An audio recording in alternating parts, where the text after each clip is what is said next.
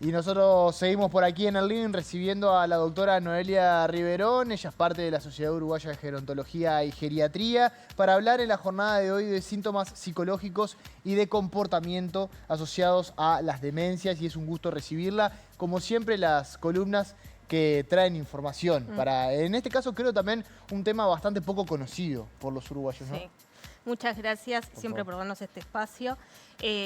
Nos pareció que estaba bueno hablar porque es tal cual, es un tema que no se habla, no se conoce, se piensa, muchas veces sí hablamos, que hemos venido a hablar acá, muchos, de lo que es el deterioro cognitivo, de la demencia en sí, pero nunca nos metimos en lo que es lo que genera a veces eso, que son en la mayoría de los pacientes, porque casi todos terminan teniendo los síntomas que llamaban psicoconductuales de la demencia. Sí, totalmente. Y al mismo tiempo creo que hemos problematizado un montón de cuestiones vinculadas a la salud, a los adultos mayores, pero la realidad es que el deterioro cognitivo es algo donde parece ser difícil que nos vamos a escapar.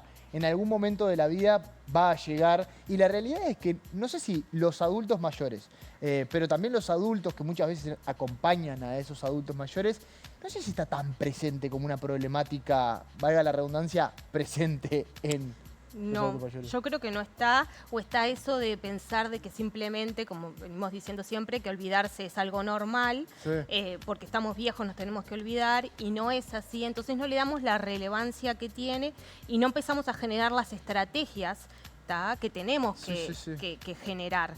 Porque el diagnóstico, siempre decimos, es lo principal para poder preparar al paciente para el momento que ya no pueda decidir y poder él mismo decir, bueno, yo quiero esto para mí o no quiero esto, y preparar a la familia para que es lo que es todo este camino que va a llevar a la dependencia del paciente, al no poder él por sus propios medios hacer muchas cosas y en la mayoría de los casos, de casi todas las demencias, tener estos síntomas que tanto pues son psicológicos, como decimos, que hablamos que son cosas que son alteraciones mentales, como lo que es lo conductual, que son conductas que tiene el paciente que son totalmente a veces inadecuadas, ¿no? Y que no se sabe, y que a veces decimos, bueno, no.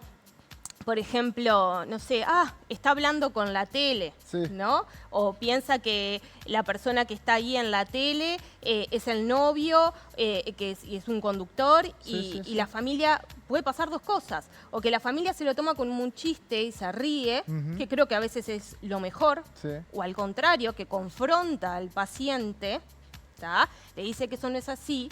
Y yo siempre digo, imagínate que a vos te dicen que tu esposo no es tu esposo, por ejemplo. ¿No? Para vos tu esposo es tu esposo, para vos tu esposa es tu esposa. O sea, ¿en qué cabeza cabe que no sea así? Sí, hay una confrontación, una pelea que se genera innecesaria. Innecesaria, eso genera mayor irritabilidad, enojos, y empiezan lo que son los síntomas. Esto que vendría a ser psicológico, que son los delirios, pasan a ser muchas veces alteraciones en la conducta. Entonces empieza la parte conductual, ¿no? Que es, por ejemplo, la agresividad, lo que es el lenguaje soez, que insultan, o se ponen agresivos y llegan a golpear en algunos casos, ¿no? Los casos que ya son más severos, ¿no? Pero muchas veces es por no saber un síntoma, controlarlo o cómo llevar esa situación, termina derivando más síntomas de los otros. Claro, termina agravándose una situación que muchas veces con mayor información, con mayor cantidad de datos, uno puede cambiar el abordaje hacia esa persona y generar un vínculo mucho mejor de lo que puede ser, por el contrario, lo que venías mencionando. Y ahí aparece nuevamente la importancia de eso, de la información. Y centrándonos en ese tema en particular, ¿cómo uno puede empezar a notar cuáles son esas cosas que uno puede visibilizar en la persona? Bueno, algo es que esto siempre... No solo pasan los pacientes que tienen demencia, a veces pasan los pacientes que tienen el deterioro cognitivo leve. Es poco frecuente, pero puede llegar a pasar. Los síntomas de lo que hablamos nosotros, que decimos que son los psicológicos, pueden ser la depresión, las alucinaciones, eso que es normal decir, bueno, estoy viendo a mi mamá, o lo ven hablando con alguien, y de repente es el marido, estos delirios que hablamos, ¿no? Una de las cosas que son bastante complicadas y que habitualmente requieren medicación, porque no todas requieren medicación, a veces enseñando a la familia lo podemos llevar sin medicación muy bien, ¿tá? Pero una que habitualmente sí lleva son las ideas de daño y perjuicio, ¿tá? Como son las ideas de robo. ¿Por qué? Porque la persona esconde, por ejemplo, la plata, ¿no? Que es algo muy común en la demencia. Esconde la plata, pero después no se acuerda que la escondió ni dónde la escondió. Entonces empieza a inventar en su cabeza, porque no es posible que no recuerde que la haya escondido, sino que simplemente esa plata desapareció o determinada ropa desapareció, que el vecino o que la cuidadora vino y le robó, y empieza a generar toda una historia en su cabeza que a veces lleva a una agresividad. Totalmente. Esos son sobre todo los principales síntomas que son los llamados psicológicos. Los conductuales son los que tienen que ver sobre todo con la conducta del paciente. Por ejemplo, los pacientes que tienen la demencia un poco más avanzada, que se levantan, se paran, van a un lado, para el otro, empiezan a caminar, que nosotros llamamos el vagabundeo. A veces la cuestión es, como te decía hoy, que en esta época ellos no se dan cuenta que hace calor.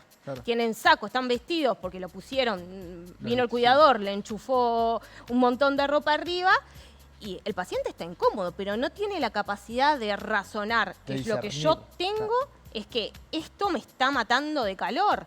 No, que voy y me lo saco, ¿no? Entonces empieza con esas actitudes y expresiones, exacto, de incomodidad. O muchas veces el dolor también genera eso.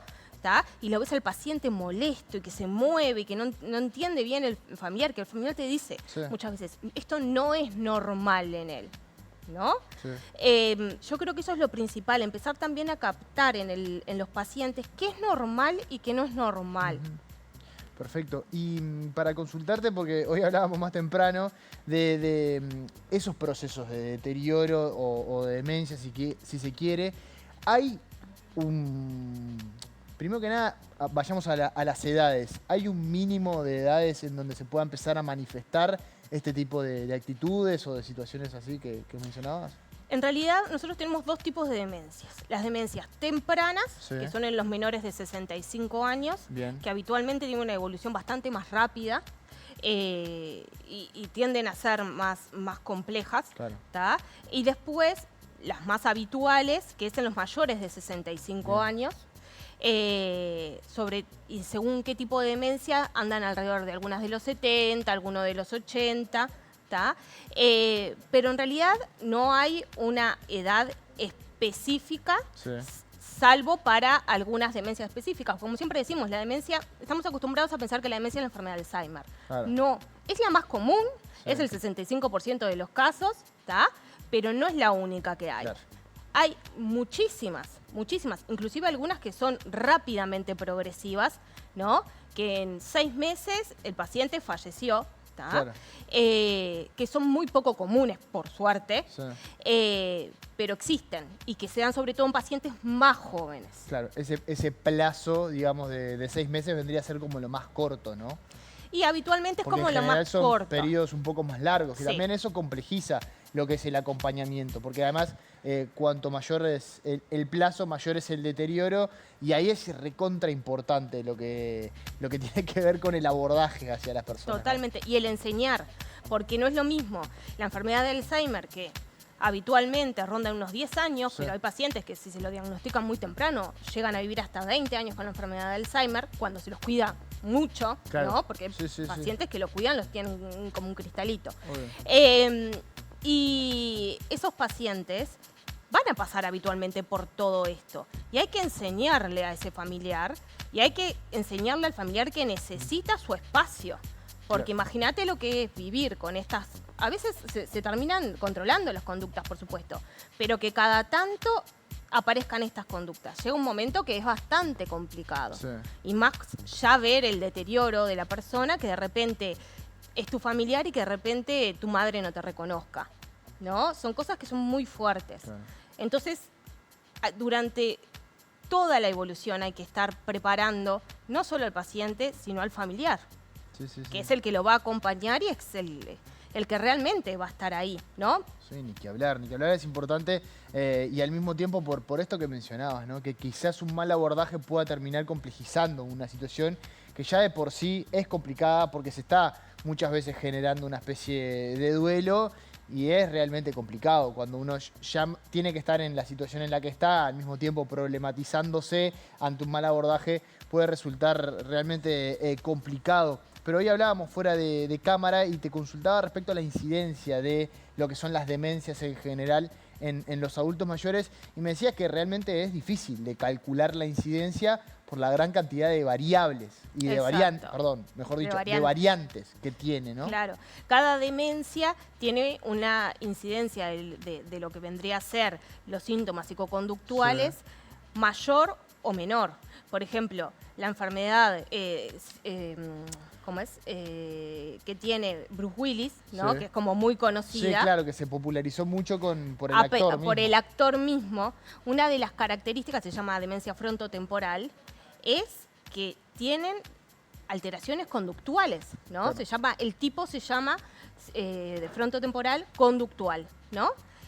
Su debut habitualmente es una alteración de la conducta, puede ser una desinhibición, esa persona que sale desnuda por la casa como si nada, haya niños mayores o lo que sea, una hipersexualidad, múltiples cosas, pueden ser un montón de cosas, ¿no? Y en ese claramente es muy frecuente.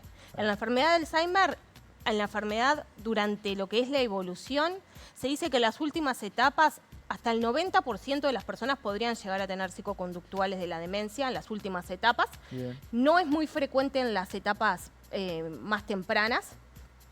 Por ejemplo, en la enfermedad de Lewis, una de las características es que habitualmente ellos tienen alucinaciones y son alucinaciones visuales espantosas, que son muy fuertes y que realmente hay que medicarlos porque son terroríficas. Y es una de las cosas que caracteriza a esa enfermedad. Claro. Entonces, no, ahí ya claramente también, al ser uno de los pies, es más probable. Y así según el tipo de demencia que tenga y según la evolución, como te digo. Cuanto más severa la evolución, cuanto más atrófico esté ese cerebro, más probable es que tenga un síntoma psicoconductual. Y que hablar que hay un importante subdiagnóstico en este asunto, ¿no? Pero importantísimo, por eso mismo de que, por ejemplo, van, y ni siquiera lo dicen, ¿no? Por ejemplo, van, se quejan por algo, bueno, denle esta pastillita, entonces bajan los síntomas, no queda como un síntoma, lo sedan de paso al paciente, y como no molesta más, ya está, ¿no? En vez de solucionar. Entonces, que a veces ni siquiera es la medicación adecuada, porque en vez de darle, yo qué sé, específicamente un antipsicótico si tiene alucinaciones feas, porque no todas las alucinaciones se van a dar una medicación, porque hay algunas que no molestan, entonces se deja sin esa medicación. Terminan dándole, por ejemplo, una benzodiazepina, ¿no? Un diazepam, un alprazolam, todas esas marcas así que son espantosas y recontra inadecuadas, como venimos siempre diciendo nosotros, para los adultos mayores. Y que no tiene que ver, o sea, no está... la palabra que me sale ahora es acertado, pero no es específicamente para eso lo que le está pasando. No es el tratamiento, claro, no es el tratamiento. Lo va a sedar, va a estar tranquilo, puede ser, como no. Como no, porque si sigue viendo que alguien le entra a la casa y que le está robando las cosas, claramente por más va a que estar más tranquilo, medio sedado, claro. pero va a estar aparte la persona sufriendo, que es lo que a mí siempre me gusta aclarar, ¿no? El familiar por el familiar es espantoso, pero cuando los síntomas son feos, las alucinaciones son feas, tanto visuales como auditivas, o estas ideas feas, o inclusive a veces pasa que tienen ideas de lo que se llama celotipía, ¿no? Que, por ejemplo, mi pareja me engaña con otro. Es espantoso, no solo para la pareja que se siente, pero ¿cómo, Juan? Jamás lo engañé en mi vida, o sea, ¿cómo puede pensar eso? Es su cerebro que lo está engañando. O sea, no necesitas, aunque le expliques y le expliques y le expliques, no va a pasar. Necesitamos intervenir de una determinada forma. ¿Está? Total. Y necesitas una medicación específica para eso, porque el paciente también lo sufre. Sin que hablar. Sí, totalmente. Hablábamos de diagnóstico, de subdiagnóstico, de la importancia que tiene el abordaje, Pero ¿qué pasa cuando, bueno, se llega efectivamente al diagnóstico? Que tiene que ver más bien con el tratamiento. ¿Cómo viene siendo hoy en día, cómo está el país en este sentido? ¿Hay un abordaje, si se quiere, multidisciplinario, a nivel familiar, a nivel de los pares de estas personas, que a veces quizás están en un residencial y los pares también tienen las mismas complejidades que los familiares? Es un poco complejo, ¿tá?